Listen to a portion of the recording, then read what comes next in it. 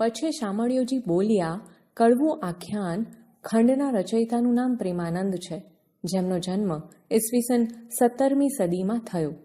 તેઓ વડોદરાના વતની હતા. ઓખાહરણ, અભિમન્યુ આખ્યાન, સુદામા ચરિત્ર, નળાખ્યાન વગેરે આખ્યાનો દ્વારા તેમણે ગુજરાતી કવિતાને સમૃદ્ધ કરી છે. મહાકવિ પ્રેમાનંદના સુદામા ચરિત્ર આખ્યાનમાંથી લેવામાં આવેલા આ કડવામાં કૃષ્ણ અને સુદામાની મૈત્રીનો ભાવ સંવાદ શૈલીમાં રજૂ થયો છે. કાવ્ય.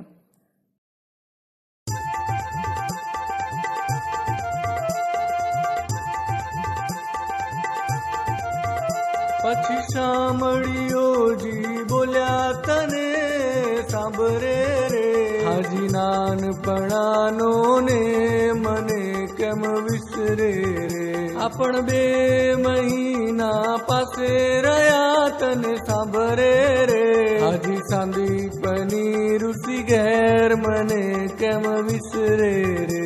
આપણ અન્ન ભિક્ષા માંગી લાવતા, તને સાંભરે રે મળી જમતા 3 ભાત મને કેમ વિસરે રે.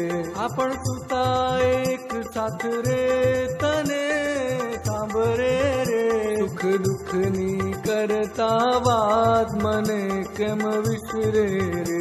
પાછલી રાતના જાગતા, તને સાંભરે રે હાજી કરતા વેદની ધૂન મને કેમ વિસરે રે. ગુરુ આપણા જ્યારે ગામ ગયા, તને સાંભરે રે કોઈ એકને જાચવા મૂન મને કેમ વિસરે રે. ત્યારે ખામ કયું ગોરાણીએ, તને સાંભરે રે લઈ આવો કહ્યું કાશ મને કેમ વિસરે રે. ખાધે કુહાડા દરિયા, તને સાંભરે રે ઘણું દૂર ગયા રણ છોડ મને કેમ વિસરે રે.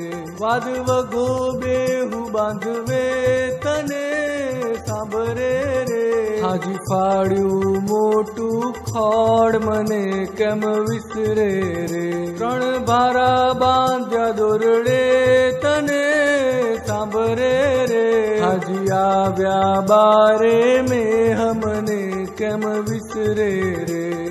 શીતળ શરીર થાય ઘણું, તને સાંભરે રે કાઢે ધ્રુજે આપણી દેહ મને કેમ વિસરે રે. નદીએ પૂર આવ્યા ઘણા, તને સાંભરે રે ધન વરસ્યો મુસળધાર મને કેમ વિસરે રે. પછી ગુરુજી શોધવાની સર્યા, તને સાંભરે રે કયું સ્ત્રીને તે કીધો કેર મને કેમ વિસરે રે. આપણ હદ્યા સાથે ચાંપિયા, તને સાંભરે રે ગુરુ તેડી લાવ્યા ઘેર મને કેમ વિસરે રે. આપણ તે દાહડાના જુજવા, તને સાંભરે રે ફરીને મળ્યા આજ મને કેમ વિસરે રે. તમો પાસમ વિદ્યા શીખતા, તને સાંભરે રે હું મોટો કીધો મહારાજ મને કેમ વિસરે રે. વલણ. મહારાજ લાજ નિજ દાસની વધારો છો શ્રી હરિ. પછી દારિદ્ર્ય ખોવા દાસનું સોમ દ્રષ્ટિ શ્યામે કરી. સમજૂતી. પહેલી પંક્તિ. પછી શામળિયોજી બોલ્યા, તને સાંભરે રે હાજી નાનપણનો ને મને કેમ વિસરે રે. આ પંક્તિમાં કવિ કહે છે કે પછી શામળિયાજીએ કહ્યું કે શું તને યાદ આવે છે? તો સુદામા કહે છે, હા કેમ નહીં, નાનપણનો પ્રેમ હું કેવી રીતે ભૂલી જાઉં. બીજી પંક્તિ. આ પણ 2 મહિના પાસે રહ્યા, તને સાંભરે રે હાજી સાંદીપની ઋષિને ઘેર મને કેમ વિસરે રે. આ પંક્તિમાં કહે છે કે આપણે 2 મહિના સુધી સાથે રહ્યા હતા, તે તને યાદ આવે છે? હાજી સાંદીપની ઋષિને ઘેર હું કેમ ભૂલી જાઉં. ત્રીજી પંક્તિ. આપણ અન્ન ભિક્ષા માગી લાવતા, તને સાંભરે રે મળી જમતા ત્રણેય ભ્રાત મને કેમ વિસરે રે. આ પંક્તિમાં કવિ કહે છે કે આપણે સાથે મળીને અન્નની ભિક્ષા માગી લાવતા, તને યાદ છે? ત્રણેય ભાઈ સાથે મળીને જમતા, હું તે કેવી રીતે ભૂલી જાઉં. ચોથી પંક્તિ, આ પણ સૂતા એક સાથે તને સાંભળે રે, સુખ દુઃખની કરતા વાત મને કેમ વિસરે રે. આ પંક્તિમાં કવિ કહે છે કે શું તને યાદ છે આપણે એક સાથે જ સૂતા હતા? હા, યાદ છે, આપણે સુખ દુઃખની વાતો કરતા, હું એ કેમ ભૂલી જાઉં. પાંચમી પંક્તિ, પાછલી રાતના જાગતા તને સાંભળે રે, હાજી કરતા વેદની ધૂન મને કેમ વિસરે રે. આ પંક્તિમાં કવિ કહે છે કે આપણે સવારે જાગી જતા, તને યાદ આવે છે? હાજી, આપણે ઉઠીને વેદની ધૂન કરતા, તે હું કેવી રીતે ભૂલી જાઉં. છઠ્ઠી પંક્તિ, ગુરુ આપણા જ્યારે ગામ ગયા તને સાંભળે રે, કોઈ એકને જાચવા મુન કેમ વિસરે રે. આ પંક્તિમાં કવિ કહે છે કે જ્યારે આપણા ગુરુજી કંઈ કારણસર ગામ ગયા હતા, શું તને તે યાદ આવે છે? હા, કોઈ એક સદગૃહસ્થને જાચવા એ ગયા હતા, હું કેમ ભૂલી જાઉં. સાતમી પંક્તિ, ત્યારે કામ કયું ગો રાણીએ તને સાંભળે રે, લઈ આવો કહ્યું કાષ્ઠ મને કેમ વિસરે રે. આ પંક્તિમાં કવિ કહે છે કે ત્યારે ગોરાણીએ આપણને એક કામ સોંપ્યું હતું, શું તે તને યાદ આવે છે? હા, કાષ્ઠ બર્તણ માટે લઈ આવવાનું કહ્યું હતું, એ હું કેમ ભૂલી જાઉં. આઠમી પંક્તિ, ખાંધે કુહાડા ધર્યા તને સાંભળે રે, ઘણું દૂર ગયા રણછોડ મને કેમ વિસરે રે. આ પંક્તિમાં કવિ કહે છે કે આપણે કુહાડા ખભે લઈ લીધા હતા, તને યાદ છે?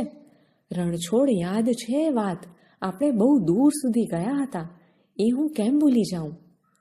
નવમી પંક્તિ, વાદ વધ્યો બેવ બાંધવે તને સાંભળે રે, હાજી ફાડ્યું મોટું ખોડ મને કેમ વિસરે રે. આ પંક્તિમાં કવિ કહે છે કે આપણે બંને ભાઈઓએ શરત કરી, તે તને યાદ આવે છે? હા, કેમ નહીં, આપણે મોટું થડ ફાડેલું, હું કેમ ભૂલી જાઉં. દસમી પંક્તિ, ત્રણ ભારા બાંધ્યા દોરડે તને સાંભળે રે, હાજી આવ્યા બારે મેં મને કેમ વિસરે રે. આ પંક્તિમાં કવિ જણાવે છે કે આપણે દોરડાથી 3 ભારા બાંધ્યા, તે તને યાદ આવે છે ખરું? હાજી, ત્યારે કેવો પુષ્કળ વરસાદ વરસ્યો હતો, હું એ કેમ ભૂલી જાઉં. 11મી પંક્તિ, શીતળ શરીર થાય ઘણું તને સાંભળે રે, ટાઢે ધ્રુજી આપણી દે મને કેમ વિસરે રે. આ પંક્તિમાં કવિ કહે છે કે ત્યારે શરીર કેવું ઠંડુ પડી ગયું હતું, તે તને યાદ આવે છે? ઠંડીથી શરીર કેવું ધ્રુજતું હતું, એ હું કેમ ભૂલી જાઉં. 12મી પંક્તિ, નદીએ પૂર આવ્યા ઘણા તને સાંભળે રે, મન વરસ્યો મુશળધાર મને કેમ વિસરે રે. આ પંક્તિમાં કવિ કહે છે કે નદીમાં આવ્યા હતા, તે તને યાદ આવે છે?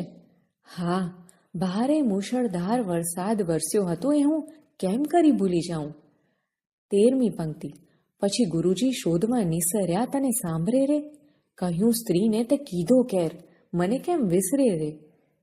આ પંક્તિમાં કવિ કહે છે કે આપણે વરસાદમાં ફસાઈ ગયા હોવાથી આવતા મોડું થયું, તો ગુરુજી આપણને શોધવા નીકળ્યા હતા, તને યાદ છે? હા, યાદ છે, એમણે એમના પત્નીને કહેલું કે તે બાળકો પર જુલમ કર્યો છે. 14મી પંક્તિ, આ પણ હૃદયા સાથે ચાંપ્યા તને સાંભળે રે, ગુરુ તેડી લાવ્યા ઘેર મને કેમ વિસરે રે. આ પંક્તિમાં કવિ કહે છે કે આપણને ગુરુજીએ જોઈને તરત હૃદય સાથે બાથમાં લીધા હતા, તને તે યાદ છે? હા, યાદ છે, પછી ગુરુજી આપણને પોતાના ઘરે લઈ આવ્યા, એ હું કેમ ભૂલી જાઉં. 15મી પંક્તિ, આ પણ તે દહાડાના જૂજવા તને સાંભળે રે, ફરીને મળ્યા આજ મને કેમ વિસરે રે. આ પંક્તિમાં કવિ કહે છે કે આપણે એ દિવસથી જુદા પડ્યા હતા, તને યાદ આવે છે ખરું? હા, તે દિવસથી આપણે આજે ફરીથી મળ્યા, એ હું કેમ ભૂલી જાઉં. 16મી પંક્તિ, તમો પાસ અમો વિદ્યા શીખતા તને સાંભળે રે, હું ને મોટો કીધો મહારાજ તને કેમ વિસરે રે. આ પંક્તિમાં કવિ કહે છે કે તમારી પાસે અમે વિદ્યા શીખતા હતા, શું તને એ બધું યાદ આવે છે? મહારાજ, આ તો તમે મને માન આપીને મોટો કર્યો, એ હું કેમ ભૂલી જાઉં. 17મી પંક્તિ. મહારાજ લાજ નીજ દાસની વધારો છો શ્રીહરિ, પછી દારિદ્ર ખોવા દાસનું સોમ દ્રષ્ટિ શ્યામે કરી. આ પંક્તિમાં કવિ કહે છે કે મહારાજ તમે તમારા સેવકનું માન સન્માન વધારો છો શ્રીહરિ. પછી સેવકની ગરીબાઈ દૂર કરવા કૃષ્ણે એના પર અમી દ્રષ્ટિ કરી.